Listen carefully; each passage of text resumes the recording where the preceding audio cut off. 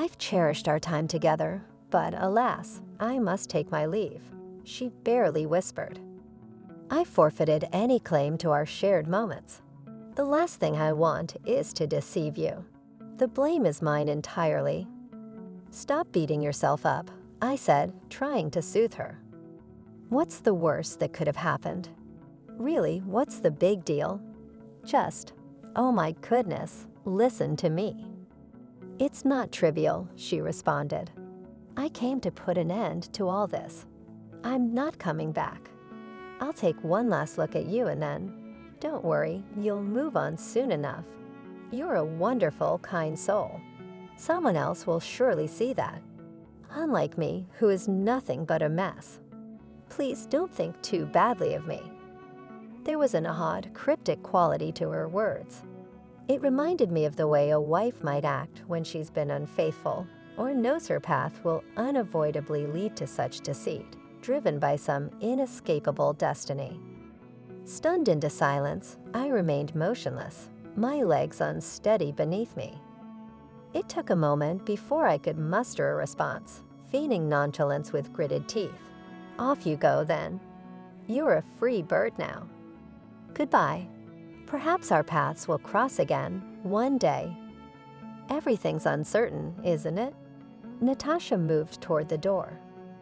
Natasha. I blurted out. Enough, she snapped. I've made up my mind. May fortune be on your side. Her words carried such a weight of sorrow that it made my heart throb painfully. I need to leave. I'm utterly exhausted, she murmured as she pushed the door open. Together, we walked to the entryway. Our neighbor, Dima, strolled by, giving us a knowing look and a polite nod. Before he could get far, Natasha, in a sudden gesture, planted a kiss on my lips. Remember me and forgive me. With that, she pulled away and dashed out into the chilly May deluge, which relentlessly drenched the vast city, making its rooftops glisten and the trees sway dramatically in the gusting wind. As the door slammed shut below, my heart skipped a beat. Human beings undergo transformation over time. Fresh ideas, individuals, interests, sorrows, and delights befall the spirit. Occasionally, one ponders over their former self and laments their past. However, one cannot revert to bygone days. Natasha signifies the past. As I opened the window, a balmy, rain-scented breeze of spring infiltrated the room. The vista of an expanse adorned with vibrant green grass and remnants of last year's perennials protruding caught my prolonged gaze. The antiquated city graveyard with its rust-covered gates had withered away. My fists were tightly clenched, as if they harbored my very own heart. Deep within, an ache commenced to form, gradually permeating every fiber of my being. To alleviate it, I began to traverse the room, back and forth from the window to the door. It's completely natural. It was inevitable, sooner or later. What position do I hold in her life? A mere interlude. Yeah, what knowledge do I possess about her background, her previous relationships? What if she were to express her love for me? Perhaps I'm just engaging in wishful thinking, right? Why do I assume Natasha owes me anything? What is my role to her? A companion on her journey.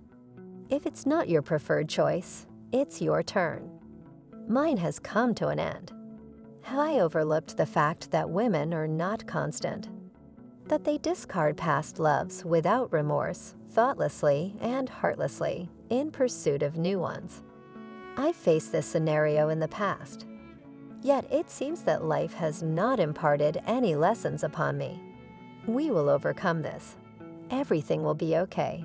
I turn my face towards the wind. Men don't shed tears, do they? It's just rain on their cheeks.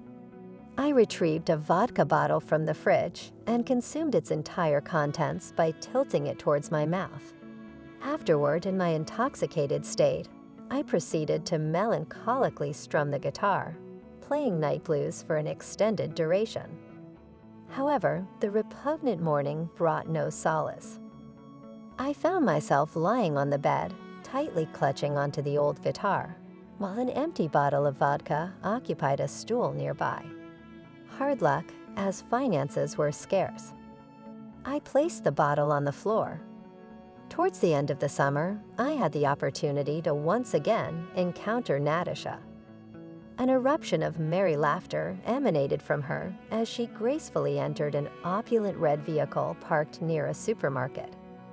Accompanying her was a young and imposing gentleman who chivalrously opened the car door and guided his jubilant companion to the front seat. He too partook in merry laughter, and rightfully so, for it was his privileged moment. Silently observing my beloved woman, I was suddenly taken aback to discover that my heart was pulsating steadily. Could it be that my recovery had commenced? The car departed, and I aimlessly meandered past the somber-colored houses. Several weeks into the crisp embrace of autumn, Natasha reappeared in my life. On a drizzly evening, she breezed through my doorway, enveloping the space with her rich perfume. I moved aside, allowing her entrance to the apartment. Silently, I retreated to the kitchen to brew some tea. When I returned, teacup in hand, I found Natasha at the window, her gaze lost in the shadowy depths outside. She faced me, dabbing at her eyes. In that instant, my affection for her reignited, perhaps even more intensely than before. My heart ached deeply for her presence. Yet the echo of her joyful laughter in the parking lot haunted me, confirming the harsh truth. We could never return to what we had been. My decision was clear. As we ventured out under the misty autumn sky, droplets peppered our faces. She hailed a taxi and paused by its open door, casting a hopeful glance my way. That evening, I dusted off my guitar once more, caressed the neck, and strummed a chord. A familiar ache gnawed relentlessly at my heart. Blind to my surroundings, I was enveloped solely by the melodies, with a cosmos glimmering like distant specks of light stretching vastly before me. Abruptly, the sadness ceased its torment. My spirit lifted, ascending through the crisp fall breeze, soaring directly toward the static moon that loomed over our flawed world, before dancing among a kaleidoscope of stars. Awaiting, a silver chariot poised to escort it to the gates of a crystalline palace, the celestial abode where the divine resides, bathed in stark, frosty luminescence. I was merely 35, and it felt as though life was just unfolding.